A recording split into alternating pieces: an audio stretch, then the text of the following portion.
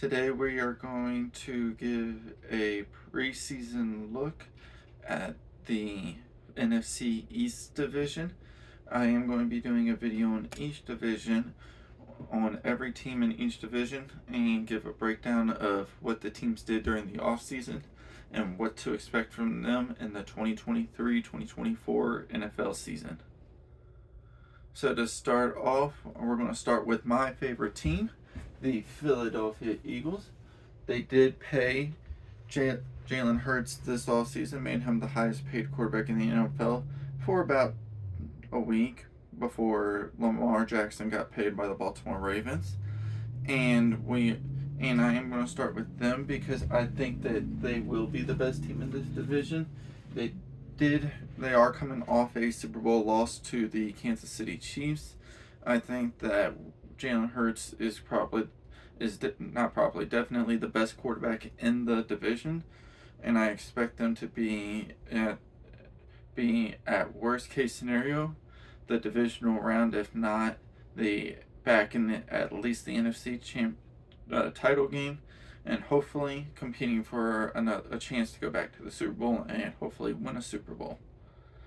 We did lose some key pieces this offseason. Players like C.J. Gardner-Johnson and Miles Sanders. We did bring in running back from Detroit and DeAndre Swift, and we did draft Jalen Carter with the 9th overall pick to help the defense. And Jalen Carter was a huge pickup because we also lost Javon Hargrave to the San Francisco 49ers. So I do think the team might be take a little bit of a step back, but I think Hurts will take a big enough step forward. Plus, you got guys coming back like Jason Kelce, A.J. Brown, and Dallas Goedert. I think those three key pieces on your offense. Plus, I think Devontae Smith's going to play another big role in the team this year, along with all the other players that we've brought in. I know the joke's going around of the Georgia Eagles, and they win championships in college, so they win championships. Bring them in here. We'll win championships. I like the idea. I like what the Eagles did this offseason, and I think that they can be a force to reckon with, not just in the division, but in the entire NFL this year. My next team I'm going to cover is the Dallas Cowboys. Dallas, they did cut their starting running back in Ezekiel Elliott. I do think that was a good move for the franchise. He was well overpaid for the production that he was producing on the field. Now, I know the running back market has gone downhill really since the Ezekiel Elliott contract, but running backs, I do feel, deserve to get paid. I personally believe no position on the field can work without another position. Just imagine your quarterback not being able to hand off to a running back ever. I mean, yeah, it's going to be exciting watching a quarterback drop back and throw it 6-10, but you need a running back. But back on Dallas Cowboys, Dak Prescott had a very bad year last year. He missed 4 or 5 games with injury, and he tied for the lead the league in interceptions. That's not what you want out of a $40 million franchise quarterback. I think adding wide receiver Brandon Cooks will help CeeDee Lamb get more open one-on-one coverages. I think that you lost Dalton Schultz, but you did draft Shoemaker in the 2nd round. I don't know how big of an impact he will have. I think not being able to get Dalton Kincaid might hurt them, but Buffalo did move up to get him, so it is what it is for Dallas fans. I'm sorry. But, I mean, you still got Tony Pollard. Now, I did see today they did not get a long-term deal done. That's going to be a situation to monitor if they do not get that long-term deal done, and if Tony Pollard does decide to sit out at the running back position. I think adding Stephon Gilmore to that defense already with guys like Micah Parsons and the first round guy they drafted, the nose tackle they drafted in the first round will definitely help that defense get better. Was a top 5 defense last year. The question is going to be for Micah. Will he see more double teams? How will the team react? Can he still make that impact that he's made in the first 2 years?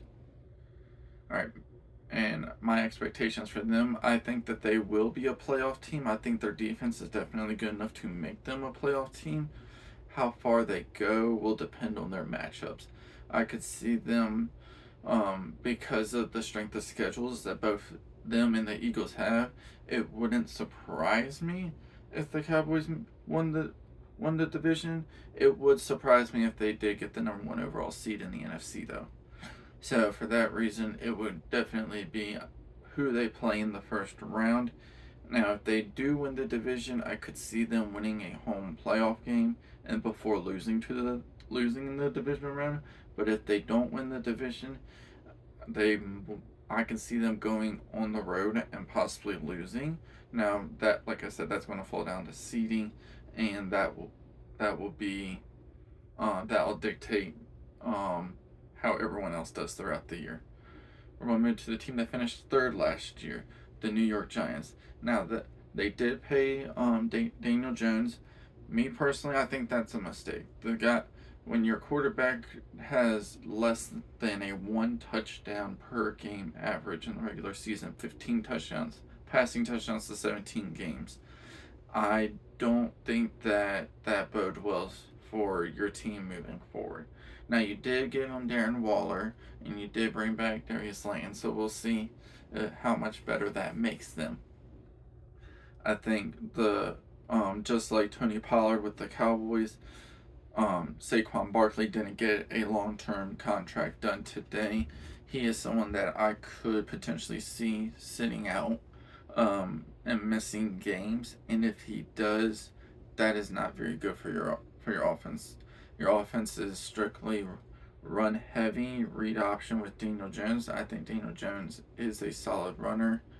I think that he can definitely make plays, get first downs with his legs, and that's what got the Giants to the playoffs last year.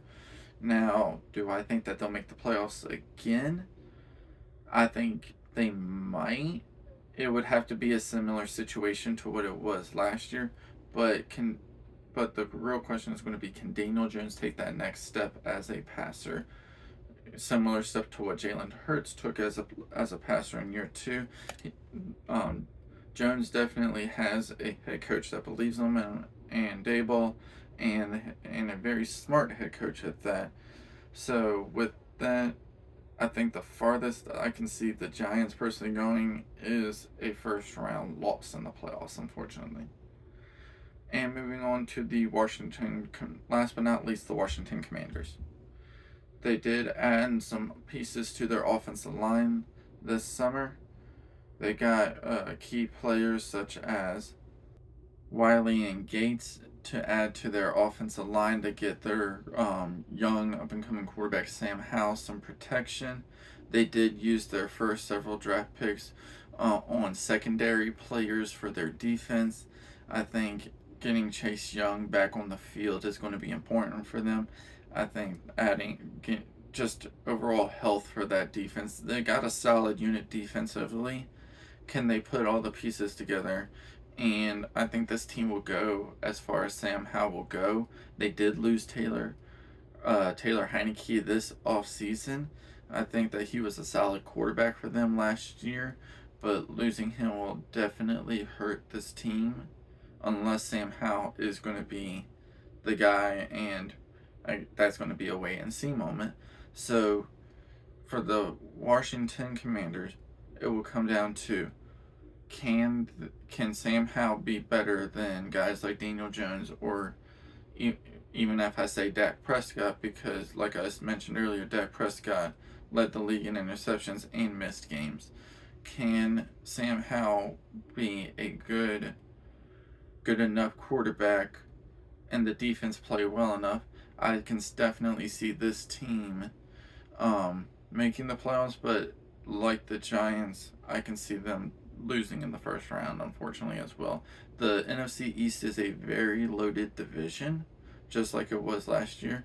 All four teams are definitely going to have their work cut out for them this year. Very difficult schedule for all of them, especially having to play each other twice.